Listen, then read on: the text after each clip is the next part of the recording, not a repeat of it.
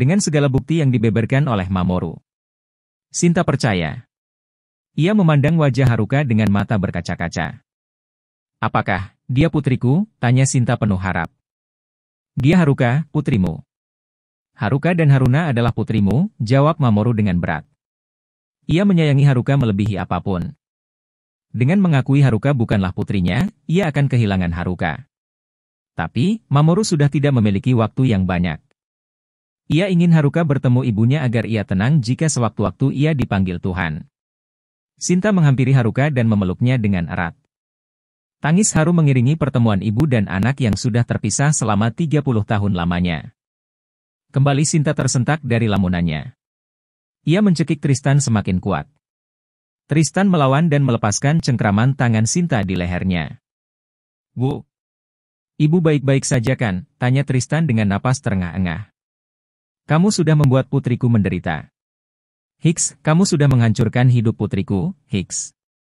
Sinta menangis sesenggukan. Di depan mata kepalanya sendiri, ia melihat Haruna diperkosa.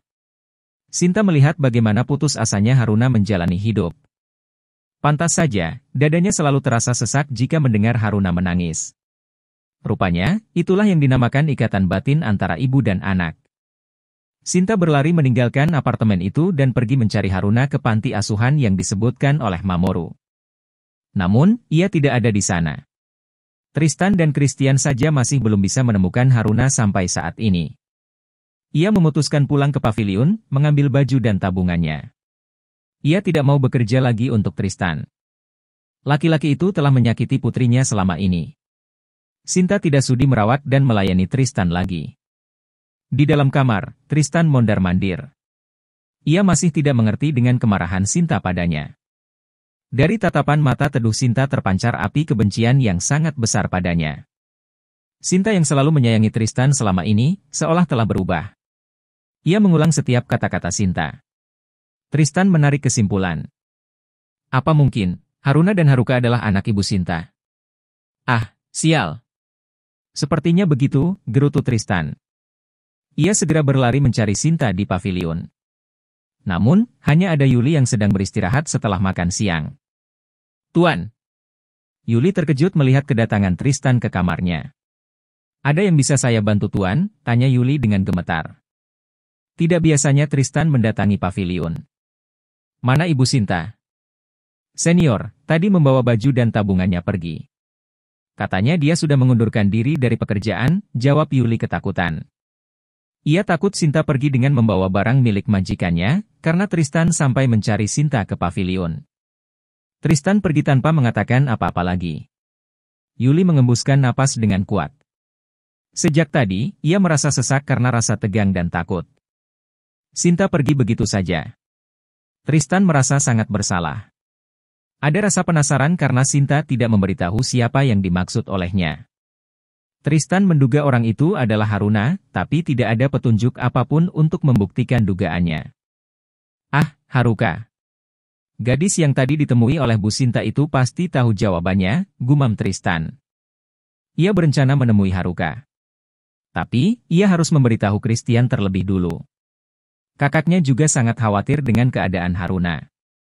Mungkin, dengan memberitahunya, Christian akan membantunya mencari kebenaran tentang Sinta, Haruka, dan Haruna. Haruna berbaring di ranjang operasi. Ia akan melahirkan dengan proses sesar. Bukan karena Haruna tidak mau melahirkan dengan normal, tetapi Haruna terlalu lemah. Kondisi kandungannya yang pernah mengalami pendarahan itu tidak memungkinkannya untuk melahirkan dengan normal. Dan akhirnya dokter mengambil jalan sesar. Anggi, Kamal, dan Abi menunggu dengan cemas di depan ruang operasi.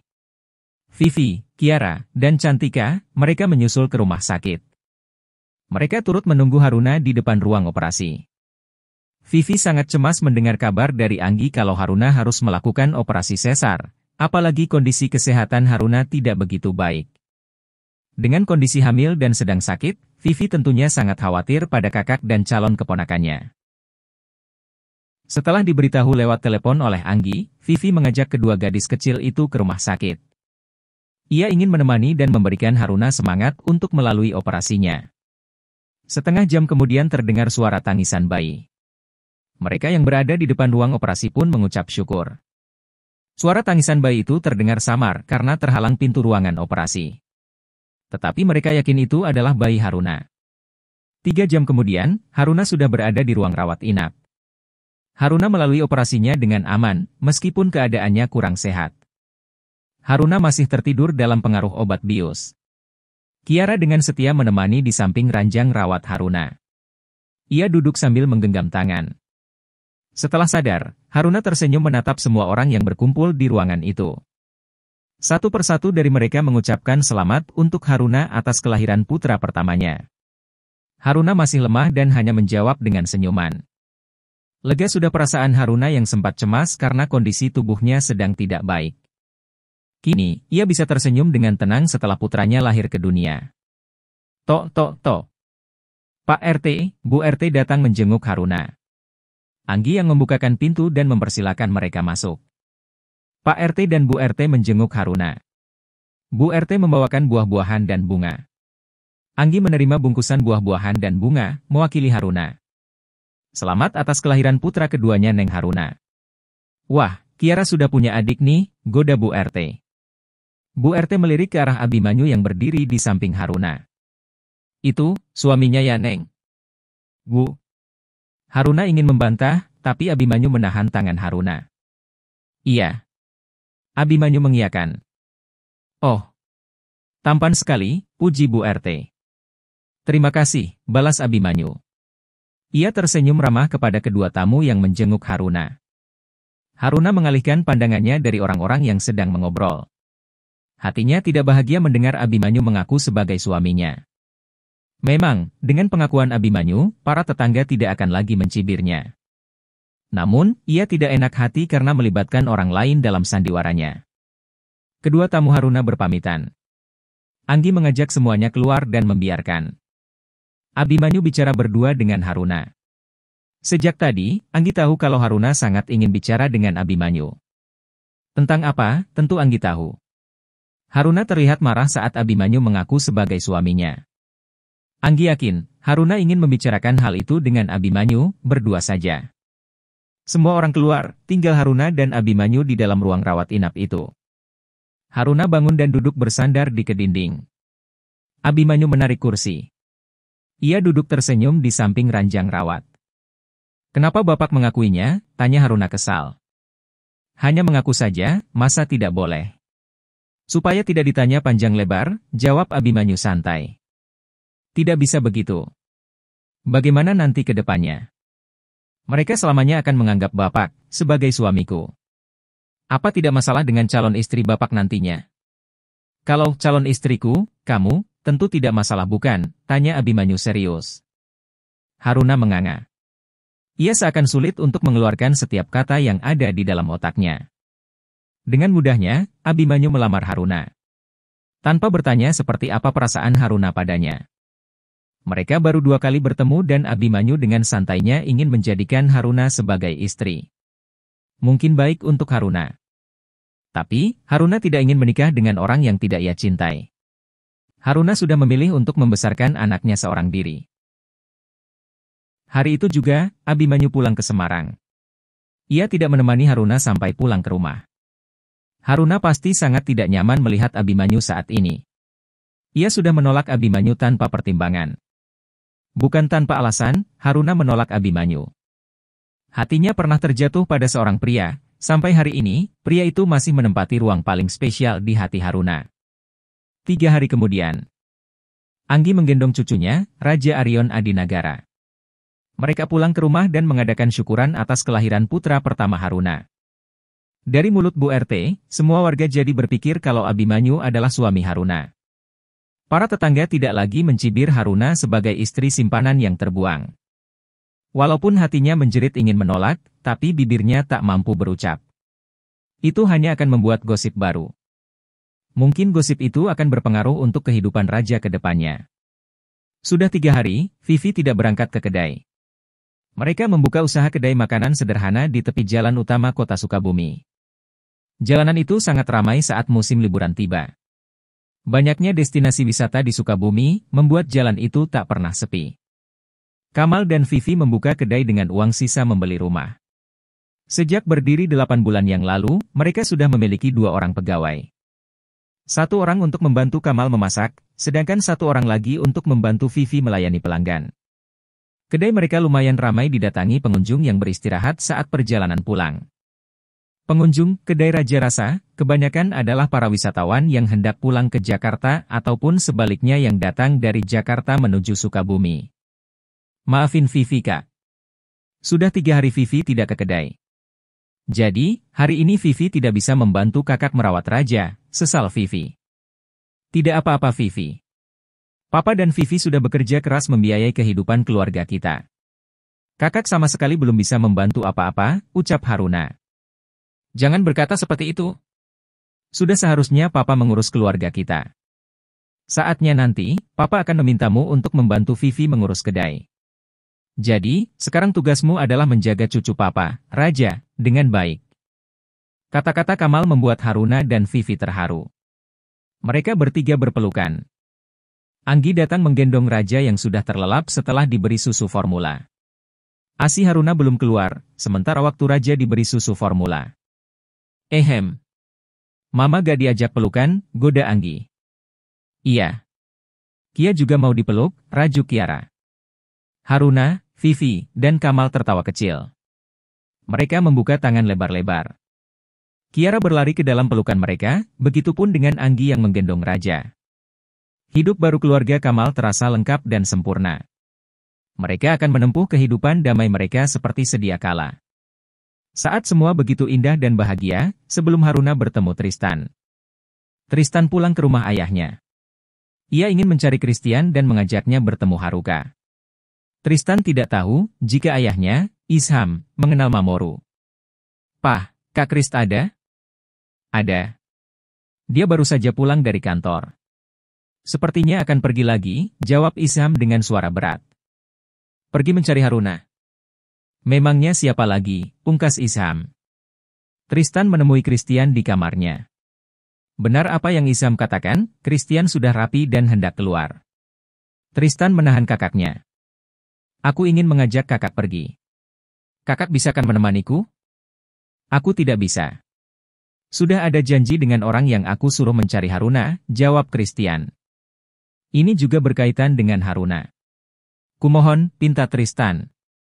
Christian terlihat mempertimbangkan ajakan Tristan. Mendengar mereka membicarakan Haruna, Isham menghampiri. Ia juga sangat ingin mengetahui keberadaan Haruna.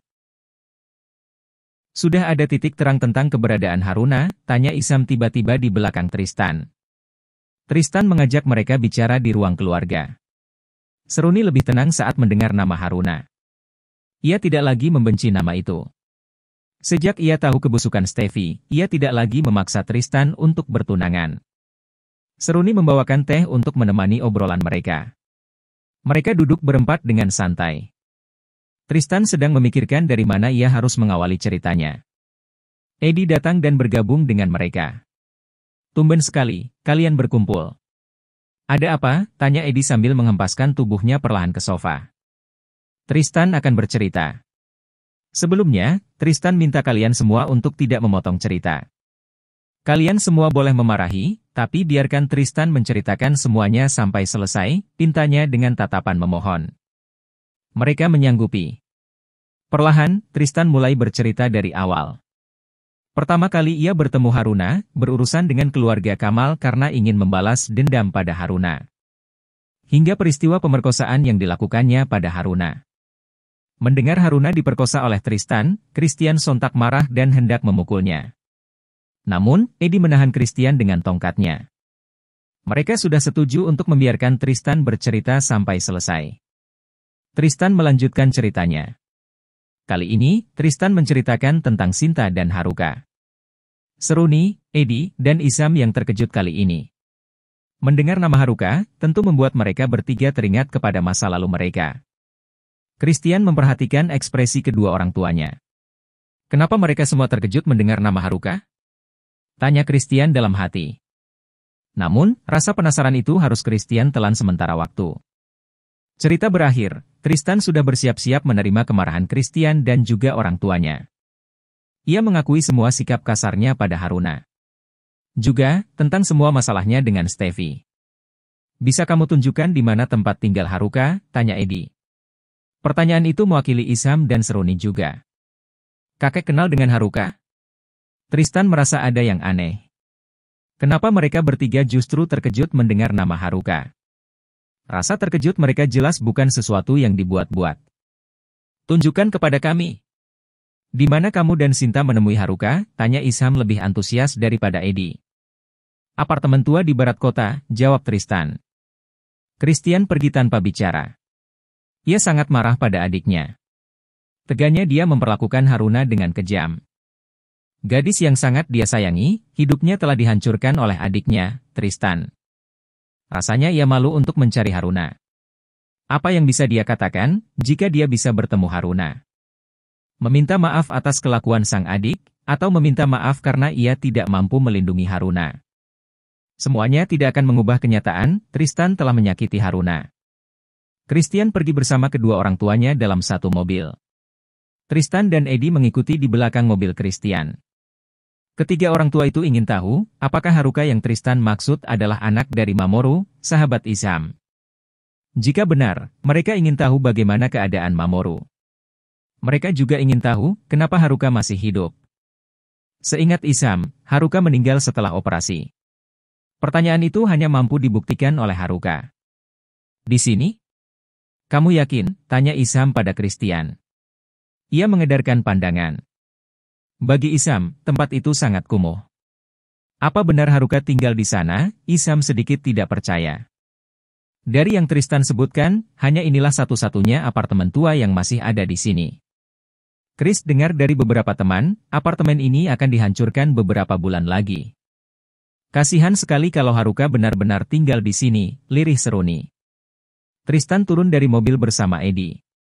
Isham, Seruni, dan Christian juga keluar dari mobil.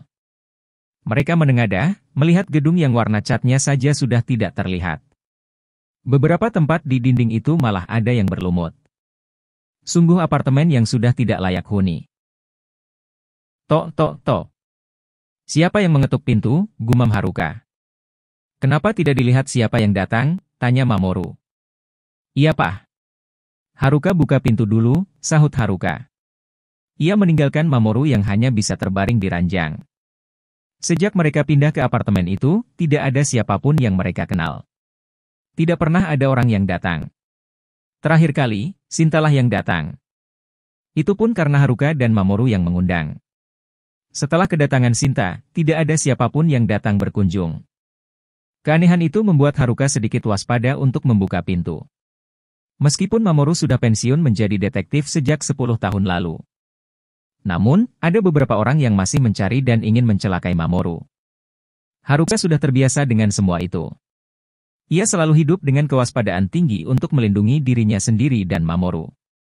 Haruka menggenggam pisau lipat di balik punggungnya setelah itu membuka pintu. Ceklek! Haruna, gumam Christian saat pintu terbuka. Kenapa kamu datang lagi? Tanya Haruka pada Tristan. Ia hanya menatap ke arah Tristan karena hanya Tristan yang tahu tempat tinggalnya. Namun, tidak bisa disembunyikan wajah terkejut Haruka saat melihat Christian juga ikut datang. Haruka mencoba bersikap setenang mungkin, walaupun gemuruh rindu menderu di dalam hati. Aku ingin bertanya tentang Bu Sinta. Dia pergi dari rumah setelah datang ke sini. Apa yang kalian bicarakan? Tanya Tristan yang merasa semua jawaban ada pada Haruka. Haruka? Siapa yang datang? Mamoru bertanya dari dalam kamarnya. Suara Mamoru masih sama seperti 25 tahun yang lalu. Meskipun ada perbedaan sedikit karena usia, tapi Seruni, Isham, dan Eddie percaya itu suara orang yang mereka cari selama puluhan tahun. Dengan perasaan tak sabar, Eddie mendekati Haruka. Nak, apakah yang bicara itu ayahmu? Tanya Eddie di depan Haruka. Benar. Kakek mengenalnya bukan? Mamoru, ayahku adalah Mamoru, jawab Haruka berterus terang. Ia sangat mengenal keluarga Isham. Namun, selama ini ia hanya memperhatikan dari kejauhan. Diam-diam, Haruka juga memperhatikan Christian dan akhirnya jatuh cinta. Ia memendam perasaan cintanya karena sebuah alasan yang hanya dirinya saja yang tahu. Ia harus menjauhi Christian atau hatinya akan terluka. Jadi, benar, kamu Haruka, Putri Mamoru? Tanya Isham terkejut. Mereka tidak menyangka akhirnya bisa bertemu kembali dengan orang yang menyelamatkan hidup Tristan. Haruka membuka lebar pintunya dan mempersilakan mereka masuk. Pandangan Haruka terus menghindari Christian. Aneh, dia selalu menghindari tatapanku? Tanya Christian dalam hati. Ia menangkap kejanggalan sikap Haruka. Ia begitu ramah saat berucap, tapi sangat gugup saat matanya beradu dengan kedua mata Christian. Mamoru, seru Isham, Eddie, dan Seruni bersamaan. Kalian datang, sahut Mamoru. Ia tersenyum lemah. Kondisi kesehatannya memburuk setelah penyakit kanker lambung yang dideritanya semakin parah. Kemana saja kamu? Kau tahu, aku mencarimu sejak lama, ucap Isham. Ia bersimpuh di samping ranjang. Seruni dan Eddie berdiri di belakang Isham. Mendengarkan kedua sahabat itu melepas rindu. Mereka saling bertanya kabar. Lalu, tiba-tiba Mamoru kejang-kejang. Papa jangan menakuti aku. Haruka berteriak histeris dan menangis. Namun, ia sudah tahu kalau usia ayahnya memang sudah tidak akan lama lagi. Seakan Mamoru memang menanti bertemu sahabatnya. Ia meninggal setelah bertemu Isham dan keluarganya. Suasana sepi di apartemen Haruka sekarang menjadi riuh oleh tangisan. Tidak hanya Haruka yang menangis, tapi Isham pun menangisi kepergian sahabatnya.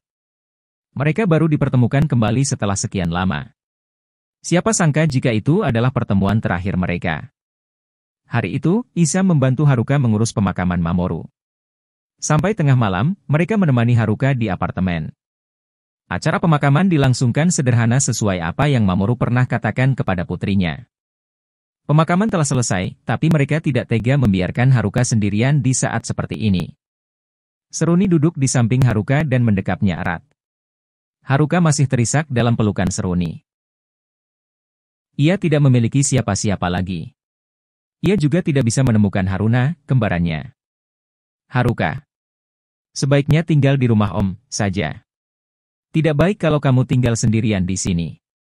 Isham mencoba membujuk Haruka untuk tinggal bersama keluarganya. Terima kasih Om. Haruka baik-baik saja. Terima kasih juga karena sudah membantu memakamkan Papa. Haruka menyeka air matanya dengan tisu. Sudah malam.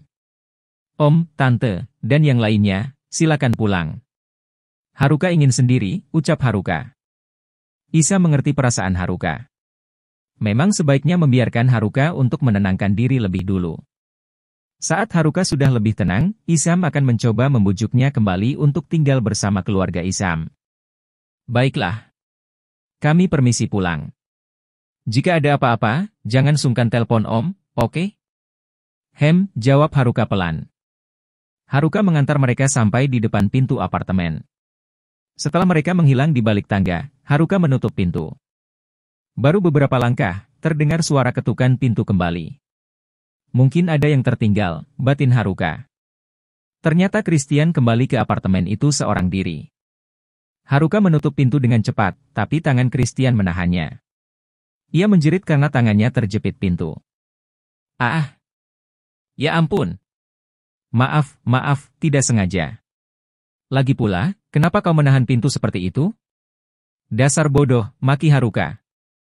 Christian tersenyum. Ia melihat rasa khawatir di balik kemarahan Haruka. Gadis itu pergi ke kamar dan mengambil kotak obat. Ia mengoleskan krim untuk mengobati memar di telapak tangan Christian. Sudah diobati.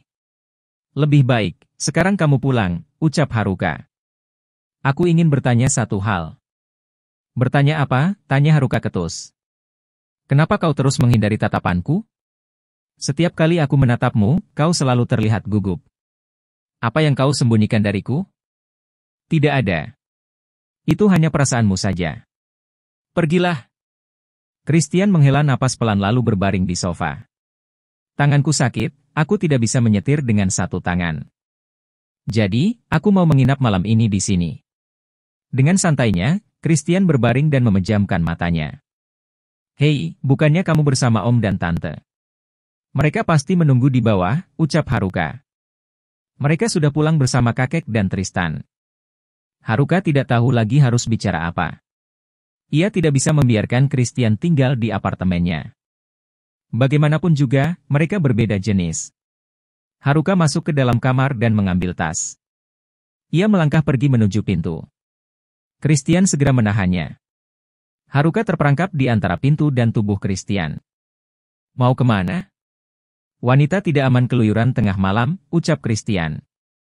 Karena kau tidak bisa pergi, jadi aku yang akan pergi. Aku akan pergi. Tapi, jawab pertanyaanku. Wanita yang mengantarku pulang saat aku mabuk, itu, kau? Kau janji akan pulang jika aku jawab? Ya. Benar. Aku yang mengantarmu pulang dari taman. Sekarang pergilah. Dia tidak ingat kalau aku berciuman dengannya kan? Dia mabuk, pasti tidak ingat, pikir Haruka. Terima kasih sudah mengantarku pulang. Aku pergi sekarang, pamit Christian. Ia menjauh dari tubuh Haruka. Haruka membuka pintu dan menyuruh Christian pergi. Ia menghela napas lega karena berhasil membuat Christian pulang. Ia melangkah ke kamar almarhum ayahnya dan berbaring di sana. Masih teringat kehangatan tawa sang ayah ketika masih hidup. Ia kembali terisak di atas tempat tidur almarhum ayahnya.